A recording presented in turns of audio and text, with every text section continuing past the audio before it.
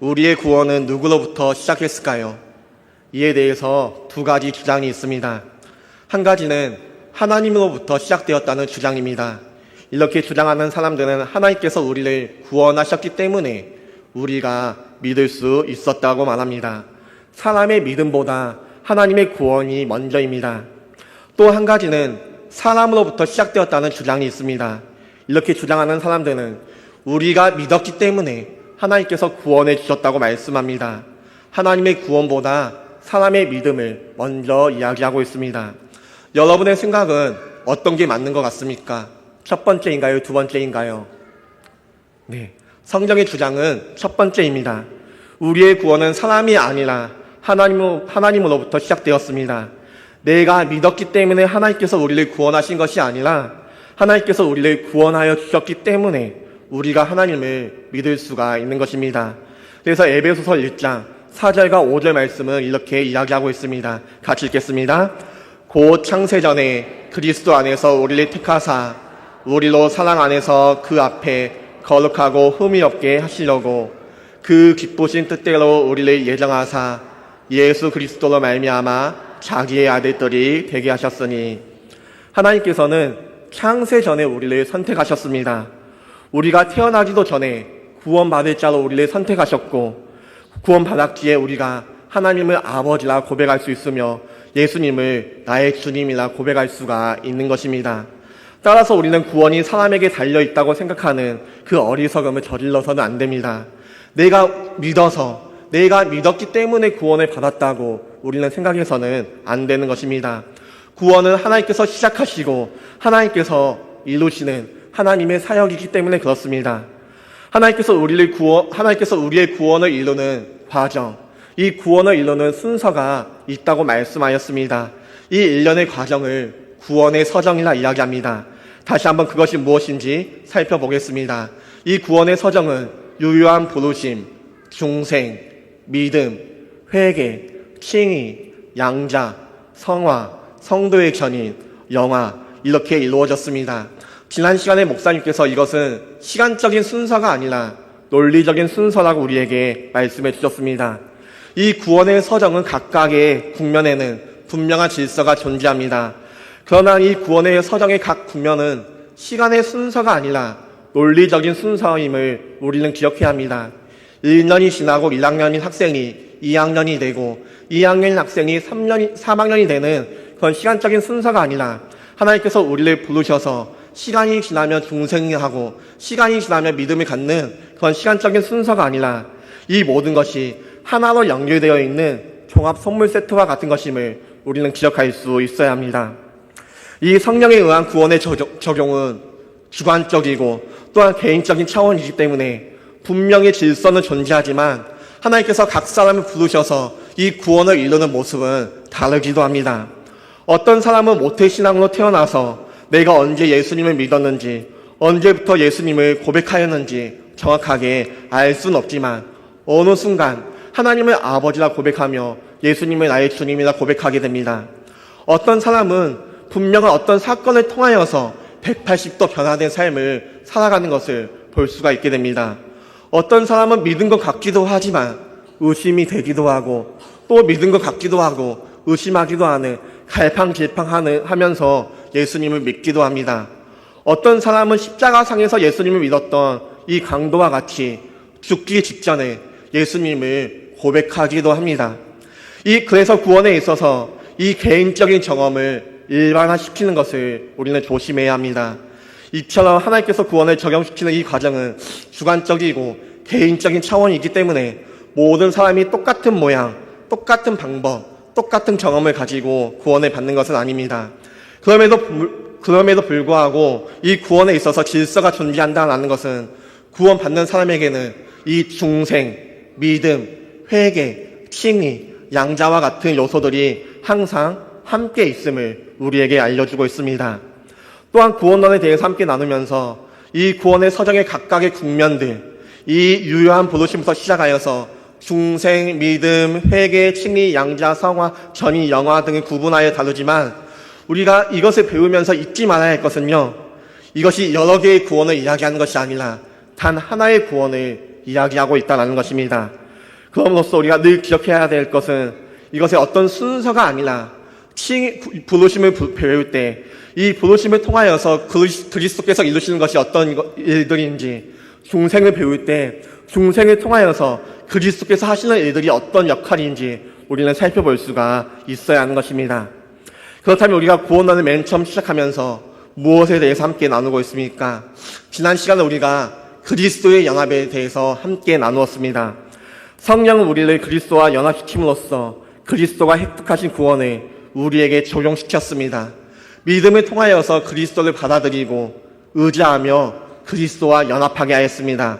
선택된 하나님의 자녀들이 그리스도와 갖는 연합은 하나님의 은혜의 사역인 것입니다. 하나님께서 이 연합의 사역은 하나님께서 그들을 유효하게 부르셨을 때 그때 시작되는 것을 이루어지는 것을 볼 수가 있습니다. 오늘 우리가 살펴볼 것은 유효한 부르심입니다. 왜 이 부르심이 첫 번째로 오는 걸까요? 우리의 구원에 있어서 죄인이 먼저 하나님을 찾고 발견할 수가 있을까요? 죄인인 우리가 하나님을 먼저 찾고 하나님을 예배하며 하나님 앞에 나아갈 수 있는 가능성이 단 1%라도 있을까요? 하나님께서 아담과 하와를 창조해 주셨습니다. 그리고 이 아담과 하와는 범죄함으로 말미암아 하나님과 단절되었습니다. 그로부터 그 이후에 태어난 모든 사람은 죄를 가지고 태어납니다. 죄를 가지고 태어난 그 사람은 어떤 사람이든지 그 사람의 신분이 무엇이든지 그 사람의 재력이 얼마나 있다 하든지 간에 스스로 하나님을 찾을 수도 없고 스스로 하나님을 발견할 수도 없고 스스로 하나님을 예배할 수가 없습니다. 그렇기 때문에 하나님께서 먼저 불러주셔야지만 하나님께서 먼저 찾아와 주셔야지만 하나님 앞에 나아갈 수가 있는 것입니다. 그렇기 때문에 구원에 있어서 가장 먼저 일어나는 것은 하나님께서 우리를 불러주시는 것입니다. 여러분들이 여기 앉아 계시지만 내가 내 의지로 이 자리에 나왔다. 우리가 그렇게 생각해서는 안 됩니다. 하나님께서 우리를 불러주셨기 때문에 우리가 하나님 앞에 나아올 수가 있는 것입니다. 하나님께서 우리를 이 예배의 자리로 인도해 주셨기 때문에 우리가 하나님을 예배할 수가 있는 것입니다. 구원도 마찬가지입니다. 우리의 영원한 생명을 결정짓는 구원에 있어서 우리의 의지와 우리의 생각과 우리의 뜻은 단 1%도 담겨져 있지 않습니다. 하나님께서 우리를 불러주셨고 하나님께서 우리를 이끌어주셨기 때문에 우리는 이 구원의 자리에 초청받을 수가 있는 것입니다. 여러분과 제가 구원받는 것은 어떤 역사가 일어났기 때문입니까?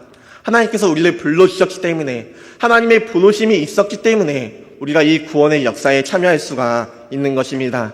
로마서 1장 7절 말씀 우리 함께 읽겠습니다. 로마에서 하나님의 사랑하심을 받고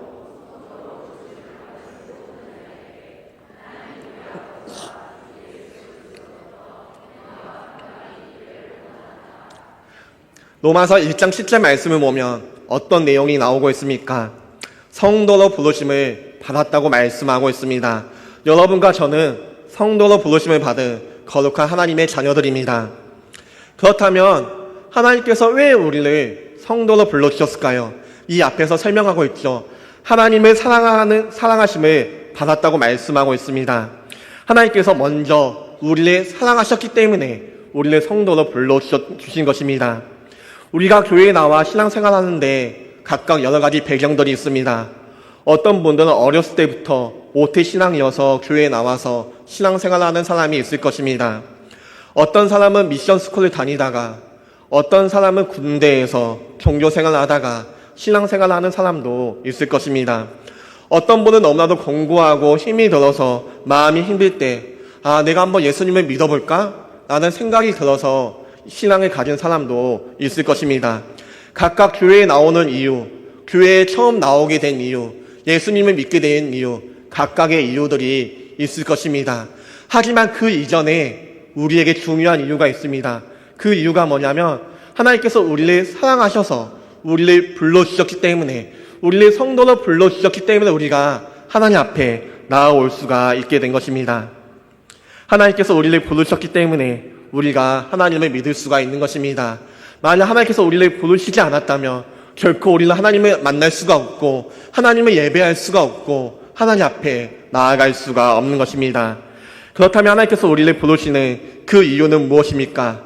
고린도전서 1장 9절 말씀 함께 읽겠습니다.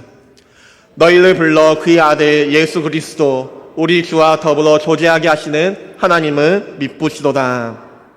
하나님께서 우리를 부르신 그 이유가 무엇입니까? 고린도전서 1장 9절 말씀을 보면 그의 아들 예수 그리스도 우리 주와 더불어 조제하게 하기 위함이라 말씀하고 있습니다. 그리스도와 연합하여서 하나 되게 하기 위하여서 우리를 불러주셨습니다. 하나님의 천국 잔치에 참여하게 하기 위하여서 우리를 부르시며 우리를 초대하신 것입니다. 로마서 1장 6절 말씀도 함께 읽겠습니다. 너희도 그들 중에서 예수 그리스도의 것으로 부르심을 받은 자니라. 로마서 1장 6절 말씀에서는 예수 그리스도의 것으로 부르심을 받은 자라고 말씀하고 있습니다. 우리는 누구의 것입니까? 내 것입니까? 아닙니다. 예수님의 것입니다. 하나님께서 우리를 불러주셨기 때문에 우리는 예수님의 것이 된 것입니다. 하나님께서 우리를 불러주셨기 때문에 우리는 그리스도와 연합하여서 하나가 된 것임을 기억할 수 있어야 합니다. 하나님께서는 택하신 자기 백성들을 그리스도와 조제하기 위하여서 부르시고 예수 그리스도의 것으로 부르셨다고 말씀합니다. 따라서 이 부르심은 그리스도께서 이루시는 구원을 받도록 초대하시는 하나님의 호출이며 하나님의 초대장님을 우리는 기억해야 합니다. 가끔 꿈밭 친구들을 저희 집에 초대할 때가 있습니다. 우리 친구들을 초대하면 많은 친구들이 저희 집에 찾아오지만 저희 집에 찾아오지 못하는 친구들이 있습니다. 그 이유는 각각의 이유가 다릅니다. 어떤 친구들은 부모님과의 약속이 있어서, 어떤 친구는 감기에 걸려서, 어떤 친구는 친구와 여행을 가기 위하여서 저희 집에 오지 못할 때가 있는 것입니다. 하나님의 초대는 어떨까요? 하나님께서 우리를 초대하실 때, 하나님께서 그리스도와 연합하여서 하나 되게 하기 위하여서 우리에게 초대장을 보내며 우리를 부르실 때, 어떤 사람은 부모님과의 약속이 있어서, 어떤 사람은 내가 좀 아파서, 어떤 사람은 여행에 가게 되어서 각각의 이유를 가지고 그 초대에 거절하거나 거부할 수가 있을까요? 그렇지 않습니다. 하나님의 이 부르심을 유효한 부르심이라고 부르는 이유는 성령께서 역사하시기 때문에 항상 효력이 있고 유효하기 때문에 그렇습니다. 하나님의 초대, 하나님의 이 부르심은 결과가 실패 없이 반드시 의도한 대로 성취된다고 하여서 유효한 부르심입니다. 복음의 외적인 초대에 있어서 사람들이 믿음과 회개에 반응하며 그리스도와 연합하게 되는 그 결과가 반드시 있다는 의미에서 유효한 부르심입니다. 그렇지 이 하나님의 부르심에는 실패가 없습니다. 하나님께서 택하시고 하나님께서 부르신 자는 반드시 죄의 비참함을 깨닫게 되고 마음을 밝혀 그리스도를 알게 됩니다. 또한 의지를 새롭게 하여 복음 안에서 그리스도를 믿게 됩니다. 그렇기에 웨스트민스터 소요리 문답 31문은 이 유효한 부르심에 대해서 이렇게 이야기합니다. 우리 답변 한번 같이 읽겠습니다. 유효한 부르심은 하나님의 영이 하시는 일로서 우리의 죄와 비참함을 깨닫게 하시고 우리의 마음을 밝혀 그리스도를 알게 하시고 또한 우리의 의지를 새롭게 하시고 우리를 능히 공유하사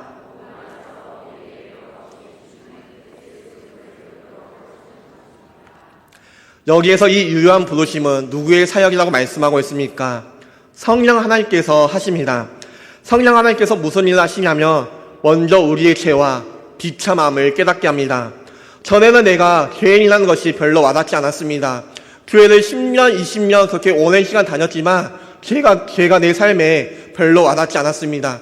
분명 우리는 죄인이라고 말하는데 왜 내가 죄인인지 그것이 깨달아지지 않았습니다. 그런데 어느 순간 성령 하나님께서 우리를 부르실 때 전에는 별로 와닿지 않았던 죄와 비참함을 깨닫게 됩니다. 아, 내가 너무나도 큰 죄인이구나. 예수님의 이 나의 더러운 죄 때문에 예수님께서 십자가에서 죽으실 밖에 없었구나라는 것을 깨닫게 되는 것입니다. 비로소 나의 죄를 발견하게 되고 죄의 문제의 심각성이 이 성령의 유한 부르심을 통하여서 비로소 설득되어지는 것입니다. 또한 성령 하나님께서는 우리의 마음을 밝혀 그리스도를 알게 합니다. 이 부르심의 사역은 단순히 우리가 죄를 깨닫는 것, 죄를 발견하는 것에서 끝나지 않습니다. 우리를 그리스도에게로 인도합니다. 우리를 그리스도에게서 인도하며 그리스도와 연합하게 만드는 것입니다. 그렇게 성령 하나님께서 말씀으로 조명하실 때 비로소 우리의 구원을 위한 그리스도의 인격과 사역의 그 귀한 가치를 깨닫게 되는 것입니다. 성령 하나님께서는 우리의 의지를 새롭게 하시는데 적극적으로는 그리스도를 믿고 받아들이려는 새로운 성향과 의지가 우리 안에 나타납니다. 그 전에는 교회에 나오는 것이 힘이 들었습니다. 그 전에는 예배를 전도야만 했습니다. 그러나 하나님께서 우리에게 믿음을 주셨고 하나님께서 우리를 불러주셨을 때 하나님 앞에 나와 예배하는 것이 우리의 삶 가운데 너무나도 즐겁고 행복하다는 것을 깨달아지는 것입니다. 이 하나님의 부르심은 절대 기계적이거나 강제적인 부르심이 아닙니다. 우리의 지성과 감정과 의지를 새롭게 하셔서 이해하게 하시며 납득하게 하시며 설득하게 하시는 하나님의 인격적인 부르심입니다.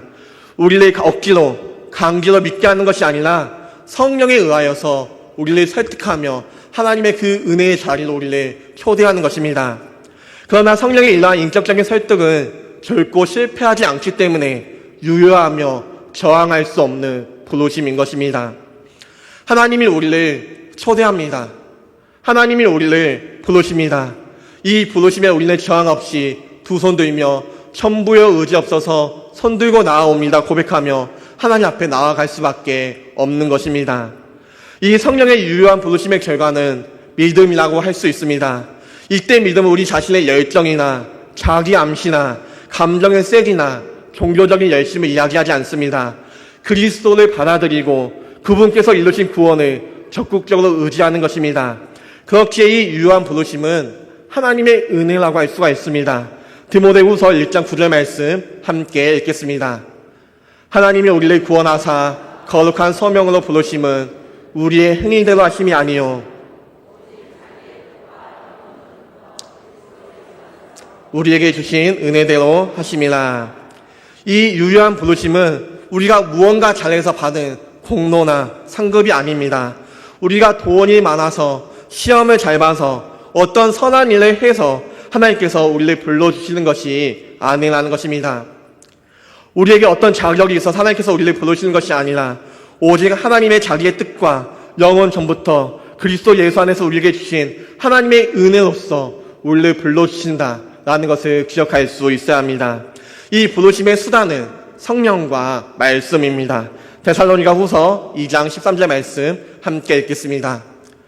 주께서 사랑하시는 형제들아, 우리가 항상 너희에 관하여 마땅히 하나님께 감사할 것은 하나님이 처음부터 너희를 택하사 성령의 거룩하게 하심과 진리를 믿음으로 구원을 받게 하심이니.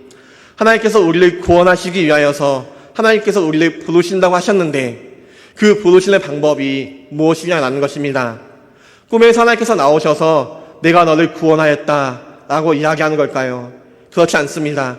데살로니가 후서 2장 13절 말씀을 보면 하나님께서 택하신 자기 백성들을 성령의 거룩하게 하심과 믿음으로써 구원을 받게, 진리를 믿음으로써 구원을 하신다 말씀하고 있습니다.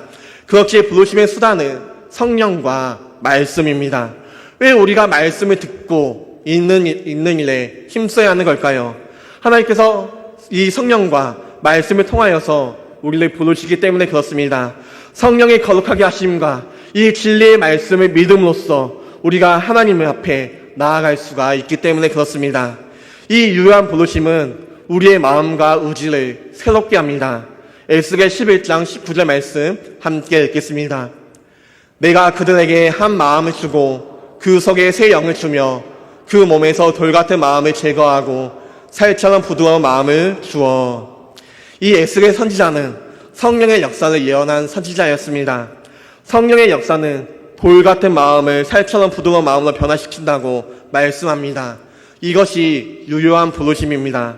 성령 하나님은 우리의 마음과 의지를 새롭게 하셔서 하나님의 부르심에 기꺼이 반응하며 기꺼이 순종하게 나아가게 합니다. 돌과 같은 우리의 마음을 부드럽게 하셔서 하나님의 부르심 가운데 순종하며 하나님 앞에 나오게 만드는 것입니다. 이전에는 교회에 대해서 부정적이었던 사람이 있습니다. 그 사람이 교회에 대해서 얼마나 부정적이었고 그 사람이 얼마나 교회에 대해서 많은 비판과 비난을 가졌는지 그것은 알 수가 없습니다. 그러나 하나님께서 그 사람을 부르시고자 하실 때, 하나님께서 그 사람을 부르실 때 그 사람의 돌과 같은 그 마음을 하나님께서 부드럽게 하셔서 살과 같이 부드럽게 하셔서 하나님의 앞으로 부르시며 인도하시는 것을 볼 수가 있습니다.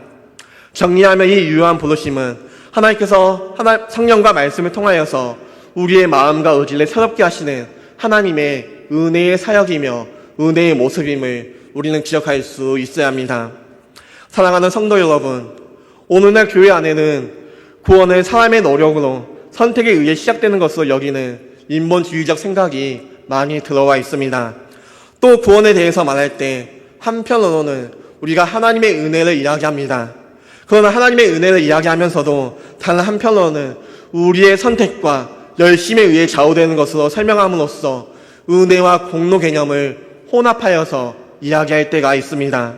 그러나 우리는 구원이 철저히 삼위 하나님의 주권과 사역에 속해 있는 것임을 믿고 확신해야 합니다.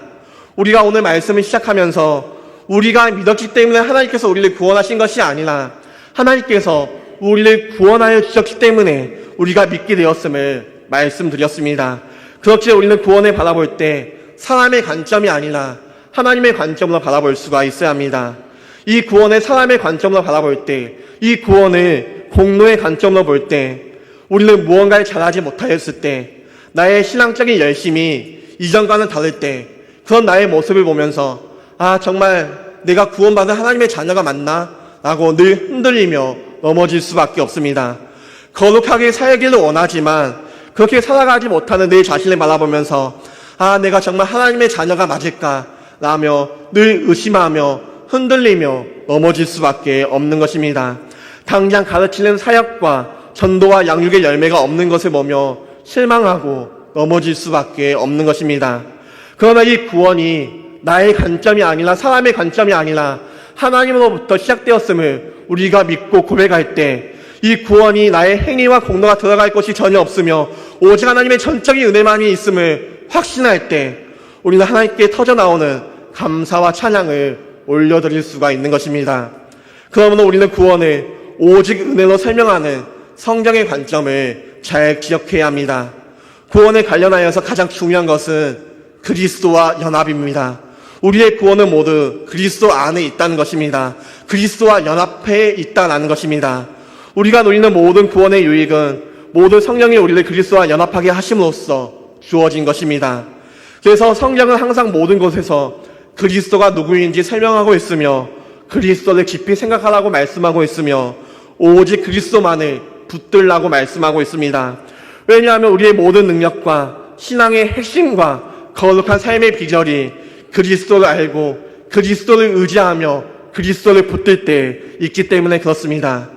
그러므로 우리는 그리스도 없이 그리스도 외의 것에 주목하는 신앙에서 떠날 수 있어야 합니다.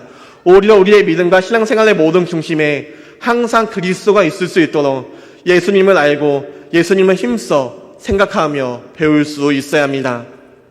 하나님께서 우리에게 구원을 주실 때 항상 완전한 구원을 주십니다. 즉 유효한 부르심에 따르는 모든 구원의 유익, 이후에 나오는 중생, 믿음, 칭의, 양자, 성화, 전이, 영화는 마치 줄줄이 하나의 소세지처럼 줄줄이 나오는 소세지처럼 연결되어서 다 함께 주는 것입니다. 하나님께서 부르시고자 하시는 자는 반드시 하나님의 인격적인 설득에 의하여서 하나님 앞에 나올 수밖에 없습니다. 이 부르심은 결코 실패하지 않습니다. 저항할 수가 없습니다. 그렇게 설득되어 나오는 선택된 백성들은 반드시 중생합니다. 중생한 자는 반드시 회심에 이르게 되며 회심에 이르는 자는 반드시 의롭게 여김을 받게 되며 의롭게 여김을 받는 자는 반드시 하나님의 자녀로 입양됩니다. 자녀게 된 자는 반드시 거룩함을 향하여 자라가며 끝까지 전인하게 되며 결국에는 이 영화의 은혜에 참여하게 되는 것을 볼 수가 있습니다. 결국 이 유한 부르심은 구원의 서정을 이루는 하나님의 부르심이며 하나님의 초대장임을 우리는 기억할 수 있어야 합니다. 이 초대장을 받은 사람은 그 누구도 거절할 수가 없고 저항할 수 없습니다. 이 하나님의 부르심을 결코 실패하지 않는 유효한 부르심임을 우리는 기억할 수 있어야 합니다. 이 부르심이 있기 때문에 하나님께서 우리를 불러주셨기 때문에 우리를 불러주신 분이 하나님이시기 때문에 우리의 구원은 안전합니다. 하나님께서 우리를 부르셔서 그 품 안에 우리를 안기게 하셨기 때문에 우리의 영혼은 안전하다 고백할 수가 있습니다. 하나님께서 우리를 부르셔서 그리스도와 연합되게 하셨기 때문에 비록 때로는 넘어지고 흔들리지만 우리는 평강의 옷을 입으며 하나님 앞에 나아갈 수가 있는 것입니다. 사랑하는 성도 여러분, 때로는 우리의 마음이 구원에 대해서 흔들릴 수가 있습니다. 근데 그 이유가 무엇입니까? 구원을 나의 관점으로 바라보기 때문에 그렇습니다. 내가 무언가를 해야지만 구원을 받을 수 있다고 우리가 생각하기 때문에 그렇습니다. 그러나 그렇지 않습니다. 구원은 사람이 이루는 것이 아닙니다. 우리의 공로로 해서 우리가 무언가를 잘해서 우리가 얻어내는 것이 아니라는 것입니다. 하나님께서 우리를 불러주셨을 때, 하나님께서 우리를 이 구원의 여정 가운데, 우리의 구원의 이 부르심 가운데 초대해 주셨을 때, 우리가 이 구원의 은혜를 누리며 나아갈 수가 있는 것입니다. 이 구원의 은혜, 구원의 유익을 풍성히 누리며 오늘도 승리하며 살아갈 수 있는 우리 모두가 되시길 소망합니다. 우리 함께 찬양하겠습니다. 내 영혼은 안전합니다. 함께 찬양하겠습니다.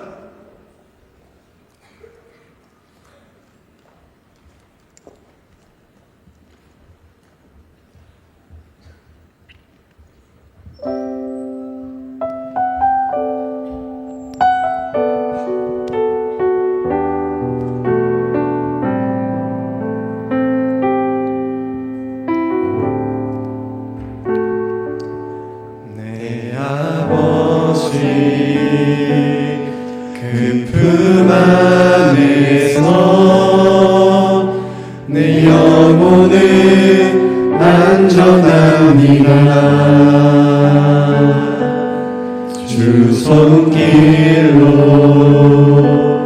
내 삶을 안으시니 그 평강이 나를 덮습니다.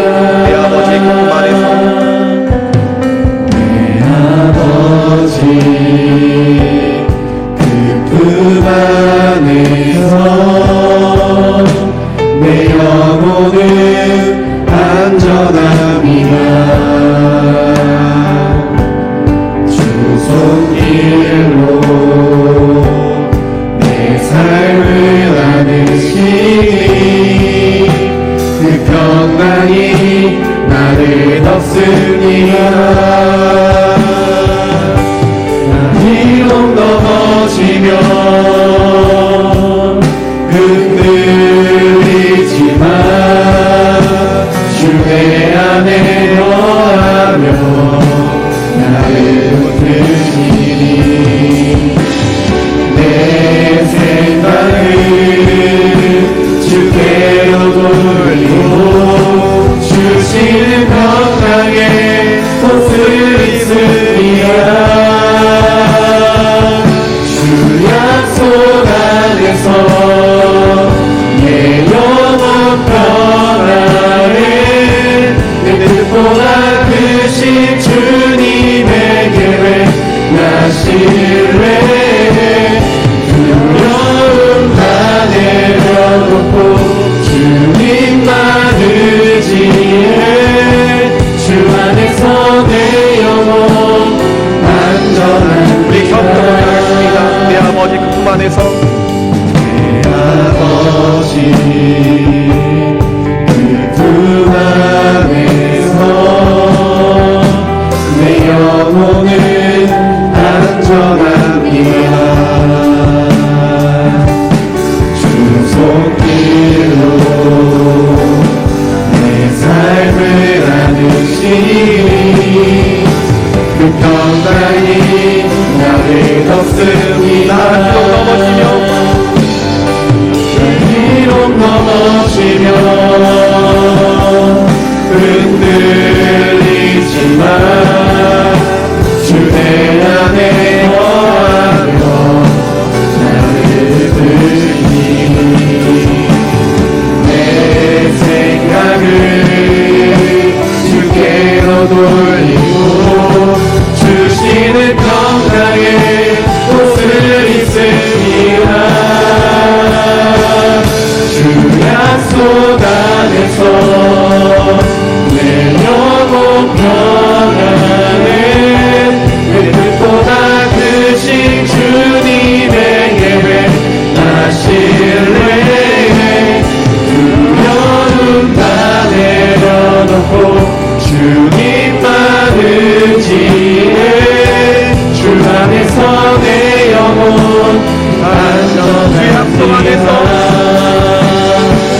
주 약속 안에서 내 영혼 평안해 내 뜻보다 크신 주님의 계획 나 신뢰해 두려움 다 내려놓고 주님만 의지해 주 안에서 내 영혼 안전한 한 번 더 고백하겠습니다. 주 약속 안에서 주 약속 안에서 내 영혼 평안해 내 뜻보다 크신 주님의 계획 다 신뢰해 두려움 다 내려놓고 주님만 의지해 주 안에서 내 영혼 우리 시간 함께 기도해 주시며 함께 기도하며 나가겠습니다. 주여 영혼 평안해 내 뜻보다 크신 주님의 계획 나 신뢰해 두려움 다 내려놓고 주님만 의지해 주 안에서 내 영혼 안정합니다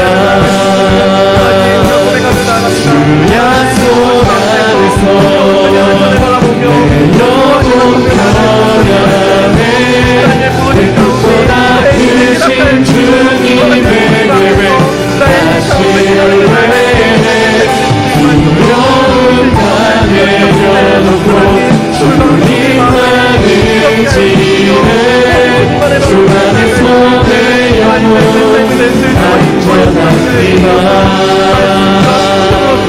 주 약속 안에서 내 영혼 평안해 내 뜻보다 크신 주님의 계획 나 신뢰해 두려움 다 내려놓고 주님만 의지해 주 안에서 내 영혼 안전합니다 약속 안에서 내 영혼 평안해 내 뜻보다 크신 주님의 계획 나 신뢰해 두려움 다 내려놓고 주님만 의지해 주 안에서 내 영혼 안전합니다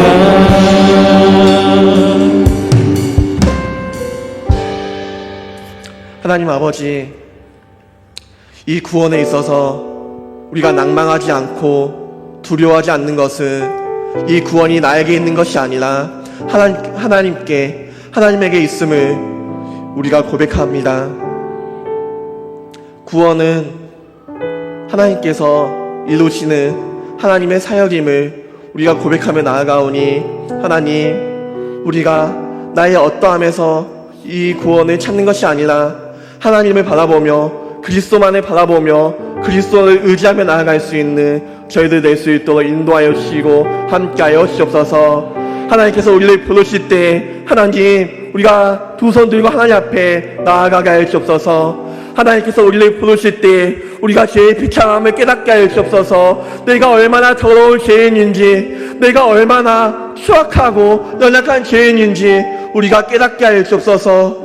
우리가 하나님께서 우리를 부르실 때 우리의 마음을 새롭게 하시는 하나님의 그 은혜를 우리가 발견하게 하여 주옵소서. 돌과 같은 내 마음을 부드럽게 하시는 하나님의 그 모습을 우리가 발견하게 하시고, 하나님, 우리의 모든 시선을 그리스도께로 그렇게 바라보며 나아갈 수 있는 저희들 될 수 있도록 주님 인도하여 주시며 함께하여 주시옵소서. 이제는 우리 주 예수 그리스도의 은혜와 하나님의 크신 사랑과 성령님의 감화감동, 교통 역사하심이, 하나님의 부르심에는 결코 실패함이 없음을 고백하며 나아가는 사랑하는 성도님들과 첨단 제자교회 머리 위에 영원토록 함께 있을지어다. 아멘.